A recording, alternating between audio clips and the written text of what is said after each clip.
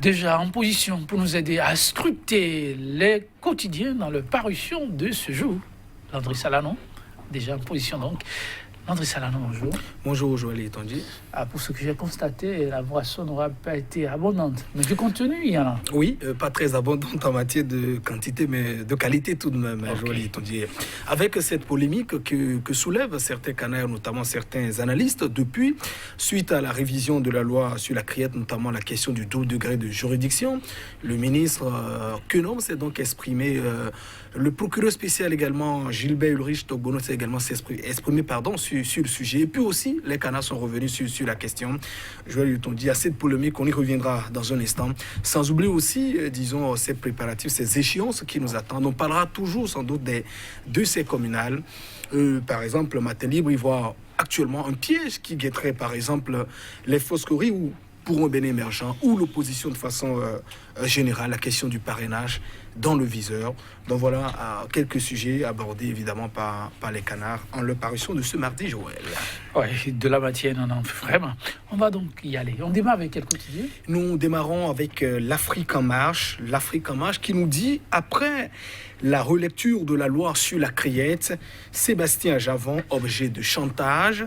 Après le ministre que nomme, l'avis de Togbono sème la confusion. C'est ce que dit donc ce matin l'Afrique en marche, avec évidemment les images de ces deux protagonistes, en guillemets, Gilbert Ulrich Togbono, le procureur spécial de la criette, et Sébastien Germain à Javon. On parle aussi de la politique avec cette défection désirée. Vaudonon dit donc adieu au Parti du Renouveau démocratique. Voilà cette information, c'est tout autre que nous rapporte l'Afrique en marche, qui n'oublie pas aussi ces propos de Valentin Djenonté à Gossou, communal 2020, les réserves de Valentin Djenonté à Gossou sur les réelles capacités des fosqueries.béné émergents.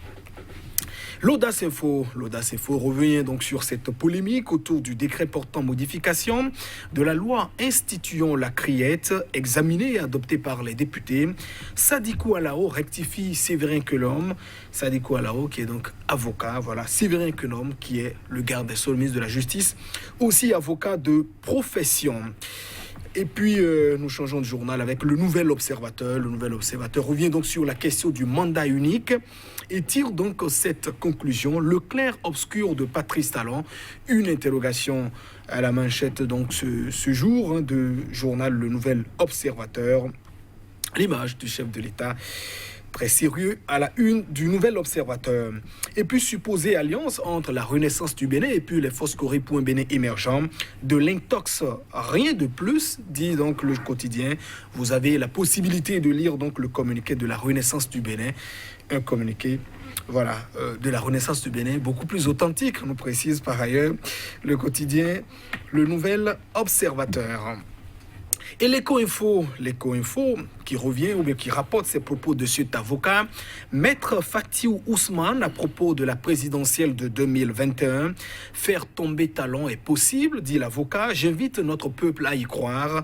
Pour Maître Ousmane, le parrainage n'est pas une forteresse imprenable. Il sera fissuré pour permettre donc la victoire du peuple en 2021. Voilà les propos donc de l'avocat que rapporte ce mardi le journal L'Éco-Info, qui parle aussi de cette supposée alliance entre la Renaissance du Bénin et puis les fosqueries.béné émergents pour les communales de 2020. Il n'en est rien, du moins pour l'instant, dit le journal. Le parti dément et dit n'avoir pas encore donné une position officielle. Ces informations sont donc sans fondement, et donc trouvent leur origine dans la manipulation politique, conclut le journal L'Éco-Info. Et nous finissons avec Matin Libre qui reste également dans l'optique de la politique et notamment de la candidature à la présidentielle de 2021. Le piège qui guette l'opposition pour le parrainage. Le journal y consacre donc un article, un dossier.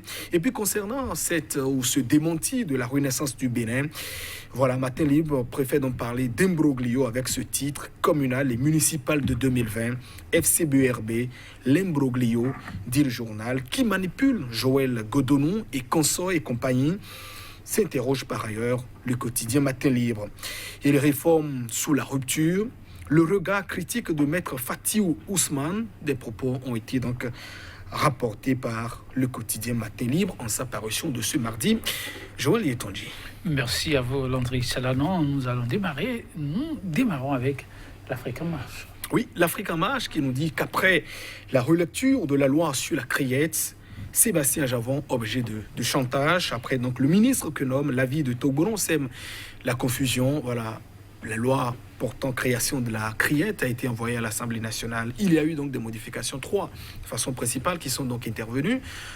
Entre autres, la question du double degré de juridiction qui permet évidemment à toutes les personnes, après tout tous les plaideurs, de pouvoir saisir la chambre d'appel qui sera bientôt créée au niveau de la CRIET, la Cour de répression des infractions économiques et du terrorisme. Alors il y a polémique, la question de savoir est-ce que les personnes qui sont déjà jugées ont la possibilité de pouvoir saisir cette juridiction en appel et de voir donc leur cause examinée de nouveau par les juges au niveau de la chambre d'appel.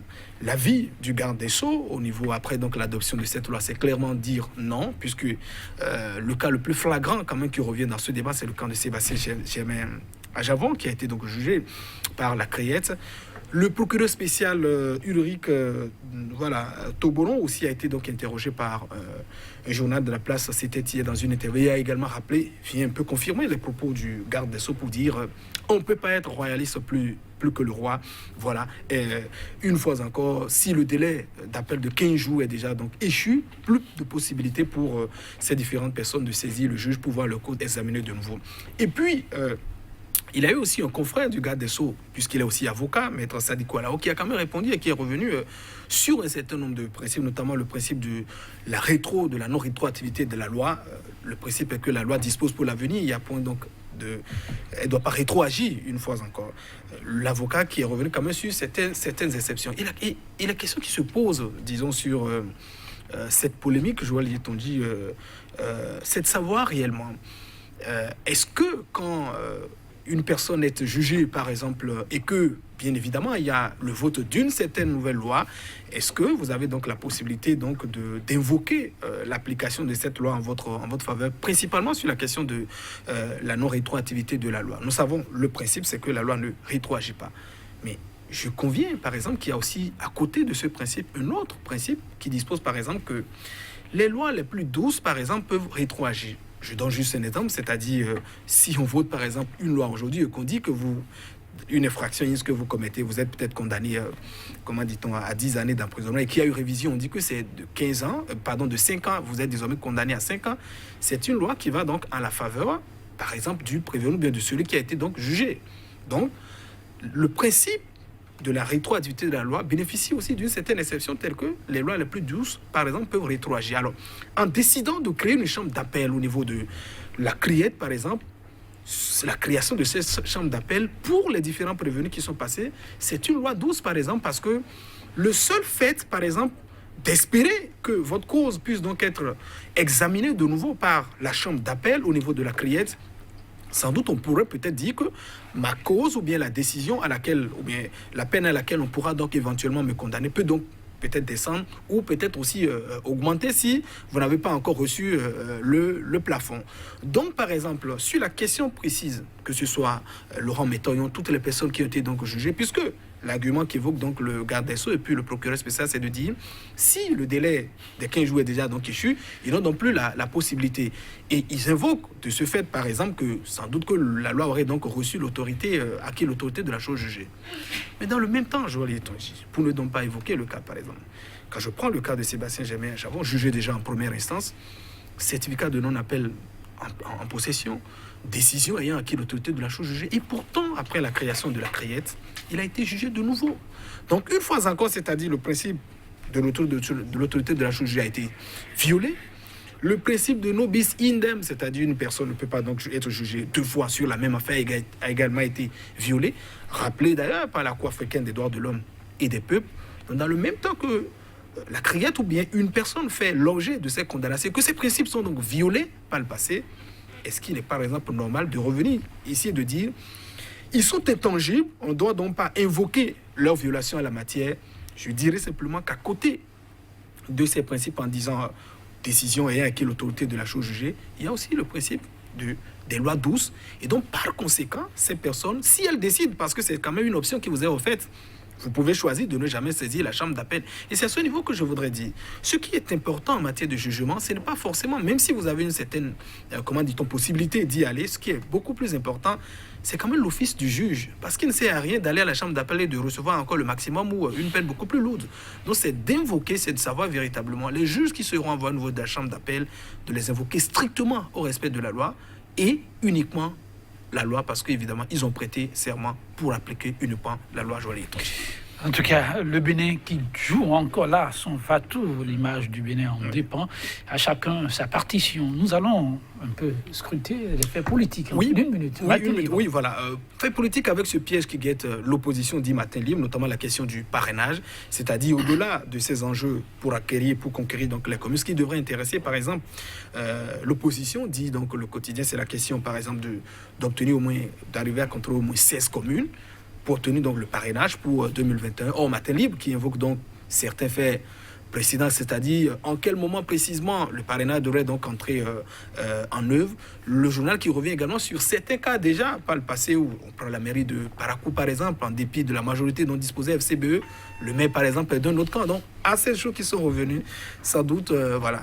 Matin Libre demande donc à l'opposition de faire beaucoup attention. Ah oui, merci à vous. On va s'en arrêter là, mesdames, messieurs, c'est le temps.